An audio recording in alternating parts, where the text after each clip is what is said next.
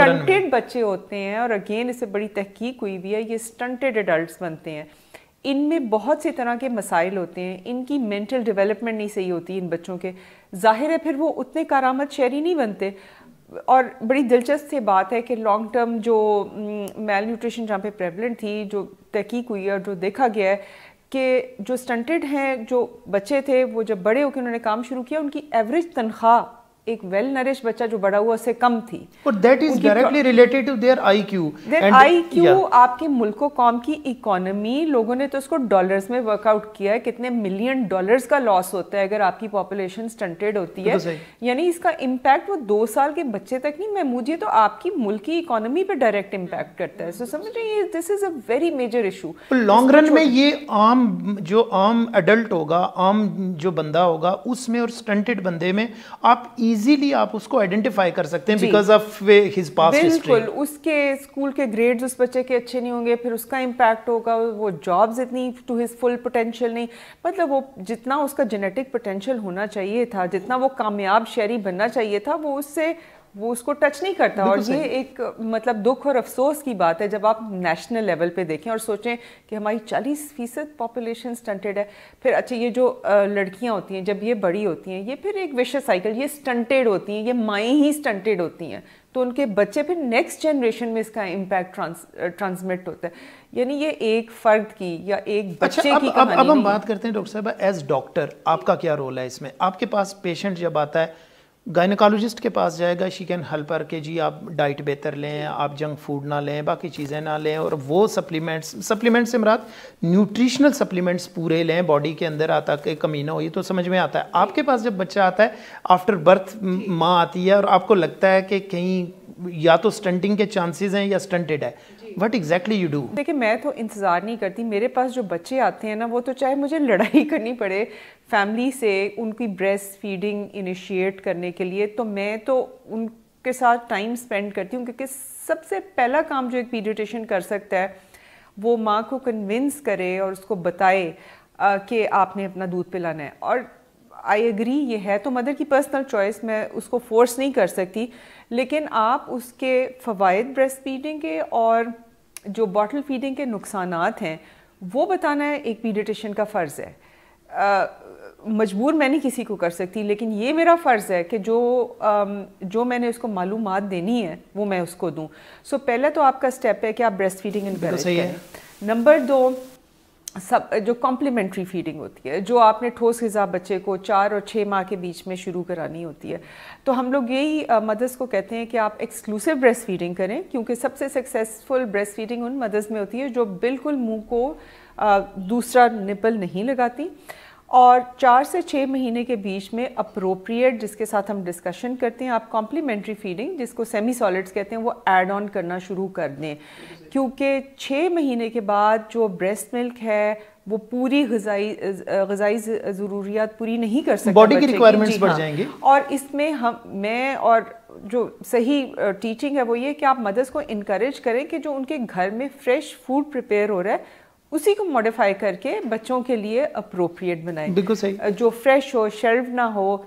और उसमें आप उनको एडवाइस करते हैं शुरू में अनाज की बनी हुई चीज़ें, साबूदाना, चावल, गंदम के दलिए, उसकी खीर बना के दें, बाद में आप खिचड़ी बना के दे सकती हैं, ये केले से जो मैश करके, mash potato, mash banana. You're talking about complete nutrition actually. जी, सो ये उसका पार्ट है, क्योंकि जो बच्चे, अगर आप एक बच्चे को सिर्फ ब्रेस्ट फीड भी कराएंगे ना फॉर लेट्स से 2 इयर्स, क्योंकि हम रेकमेंड करते हैं कि आप 6 माह तक एक्सक्लूसिव ब्रेस्ट फीडिंग, यानी आपको पानी भी देने की जरूरत बिल्कुल, मैं यही कहने लगा था कि 6 माह तक तो पानी भी नहीं देना चाहिए। जी, और फिर आप उसकी कॉम्प्लीमेंट्री फीडिंग शुरू करें, क्योंकि अगर एक बच्चे को आप एक्सक्लूसिव ब्रेस्ट फीड 2 साल तक कराएंगे वो भी सही नहीं है। बिल्कुल सही क्योंकि है, उसकी ग़िज़ाई ज़रूरियत फिर 6 महीने के बाद उसको और चीज़ें चाहिए उसकी नशोनुमा के लिए। तो दूसरा स्टेप ये होता है, एक तो exclusive breast feeding for first 6 months, उसके बाद आप कॉम्प्लीमेंट्री फीड को ऐड करें उस अप्रोप्रिएट, और वो हेल्दी हो, वो उसके लिए कोई आपको फैंसी चीज़ों की ज़रूरत नहीं है। आपके घर में जो चीज़ें आ रही हैं उसको आप बच्चों के लिए अप्रोप्रिएट करके, और उसी से आप उसकी न्यूट्रिशन, यानी आपको कोई جسے کہنا چاہیے نا کوئی اس میں مالی بوجھ نہیں ہوگا کہ آپ نے جا کے کوئی نئی چیز ایڈ نہیں کرنی کوئی آپ نے کوئی جو یوزلی ہمارا کانسیپٹ ہے کہ ہم جا کے وہاں اس کے اندر بھی فارمولا ایڈ کر دیتے ہیں کہ ہم کہتے ہیں کہ باہر سے دودھ لے کے آئیں، وہ نہیں، یا شیلف چیزیں ایڈ کریں، پانی گھول کے جو بیبی فوڈز آپ بنا سکتے ہیں، تو وہ بلکہ اکنامک ڈرین ہے. یعنی یہ کوئی اکنامک برڈن نہیں کہ آپ کے گھر میں جو چیزیں آ رہی ہیں اس کو بچے کے لیے اپروپریٹ کریں. تیسری چیز جس میں ہم ایمفیسائز کرتے ہیں ویکسینیشن، کیونکہ ویکسینیشن جو حفاظتی ٹیکے ہیں جو میں نے آپ کو کہا وہ بچوں کو بیماریوں سے بچاتی ہیں. سو بیماریاں ایک ڈرین ہوتی ہیں، اس کو کم کریں آپ. سو یہ 3 چیزیں جو ہے نا جو بار بار آپ ہائی لائٹ کر رہی ہیں، جو کیچ ہے وہ یہ ہے کہ بچہ جتنا کم ڈائریا جتنا کم شکار ہوگا اتنا کم اس کے چانسز ہوں گے کیٹابولک ڈرین، یعنی اس پہ اس کی باڈی پہ وہ جو ہے کیا کہنا چاہیے جو اس کی باڈی پہ ایک ڈرین آنا ہے وہ نہیں آئے گا. اس کو بچا کے اس کو رکھیں ایز فار ایز پاسبل، اور جو ایڈ کرتا ہے اسٹنٹنگ میں. جی بالکل. اور جو چوتھی چیز بہت ضروری ہے وہ مدرس کو آپ نے ہائیجین کا بتانا ہوتا ہے. ہاتھ دھوئیں، جو بچے کا فیڈ پریپیئر، میرے پاس جو بہت ایفلوئنٹ مدرس بھی آتی ہیں، میں کہتی ہوں بھائی آپ جو مرضی کام ملازمین سے کروا لیں لیکن خدا کے لیے اس کا کھانا خود پریپیئر کریں. صحیح ہے، تاکہ وہ ہائیجینکلی اپروپریٹ ہو. کیونکہ یہ بھی بہت امپورٹنٹ ہے ڈاکٹر صاحبہ کہ بچے کی امیونٹی وہ تو نہیں ہو سکتی جو میری آپ کی ہے، اور جب وہ اس کم امیونٹی کے ساتھ ایکسپوز ہوگا ان پیتھوجنز کو تو اس کے لیے تو پرابلم زیادہ بڑھیں گے.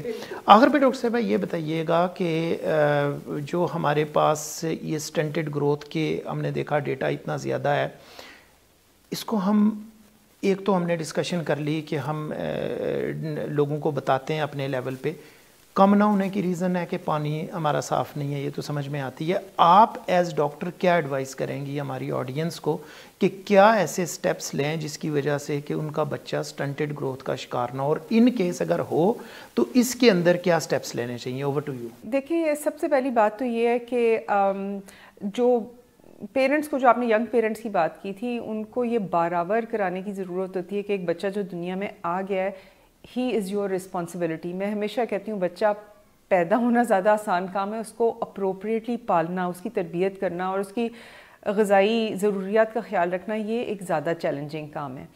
تو ایک تو آپ رسپانسبل ہیں. مائیں میرے پاس آتی ہیں بچے کا وزن نہیں بڑھ رہا، اور میں ہمیشہ ان کو کہتی ہوں اس کے بچے کے وزن کو بڑھانا آپ کی رسپانسبلٹی ہے. میں آپ کو گائیڈ لائن ضرور دے سکتی ہوں، میں آپ کو بتا ضرور سکتی ہوں آپ نے کیا کرنا ہے، لیکن کرنا بہرحال آپ نے، کسی ڈاکٹر یا نرس نے گھر جا کے آپ کے بچے کو فیڈ نہیں کرانا.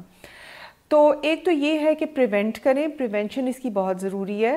اور آپ اپنے جو بھی ہیلتھ کیئر ورکر ہے اپروپریٹ، آپ کو کسی سٹیج پہ لگے کہ آپ کے بچے کی گروتھ افیکٹڈ ہو رہی ہے، آپ ضرور اپنے ہیلتھ کیئر ورکر کو، آپ کا چاہے ڈاکٹر ہو، آپ کا لوکل جنرل پریکٹیشنر ہو، اس کو ضرور آن بورڈ لیں. اور اب تو مطلب انٹرنیٹ پہ بھی بے شمار ایڈوائس آپ کے لیے موجود ہے. اور جس طرح میں بار بار کہہ رہی ہوں، بچے کی نیوٹریشن کا خیال رکھنا کوئی بہت کاسٹلی چیز نہیں ہے. جو آپ کے گھر میں چیزیں ہیں ان کو یوز کر کے آپ بچے کے لیے ڈائٹ تیار کریں. دوسری پریونشن کی بات جو آپ نے بھی کی، اپنی ماؤں کا خیال رکھیں. خدا کے لیے جو ہماری لڑکیاں اور مائیں ہیں ان کی غذائی ضروریات کا خیال رکھیں. ڈاکٹر آپ نے نعیم ظفر صاحب کا ذکر کیا، انہوں نے یقیناً آپ سے بات کی ہوگی ارلی میرجز کی. ایک لڑکی جب تک پوری طرح سے میچور نہیں ہو جاتی، ہماری جو ٹینڈنسی ہے ارلی میرجز کی، یہ فیوچر جنریشنز پہ امپیکٹ کر رہی ہے. اس کو خدا کے لیے سمجھیں اس کو، اور ایز فار ایز پاسبل اس سے بچیں. دوسرا جو سوال تھا، اگر ایک بچہ بالفرض سٹنٹڈ ہو رہا ہے تو اس میں آپ نے کیا کرنا ہے؟ اس میں جتنی ارلی آپ نیوٹریشنل انٹرونشن کریں گے، کیونکہ یہ اس طرح سے بیماری نہیں ہے جس کا دوائیاں دے کے علاج کیا جا سکے. اس کا علاج بہرحال اچھی غذا سے ہی ہونا ہے. جس بھی سٹیج پہ آپ کے پاس ایک سٹنٹڈ بچہ ہے، آپ نے اس کی مدر کو آن بورڈ لے کے، اس کو کانفیڈنس میں لے کے اس کو ایک ڈائٹری پروگرام دینا ہے. ایک ایسا ڈائٹری پروگرام جو وہ آسانی سے فالو کر سکے. مثال کے طور پہ میں ایک ایوریج مدر کو یہ نہیں کہہ سکتی کہ آپ ہائنز کا پریپیئرڈ ریڈی میڈ ڈائٹ یا کوئی بہت ایکسپینسو سپلیمنٹ لے کے آئیں.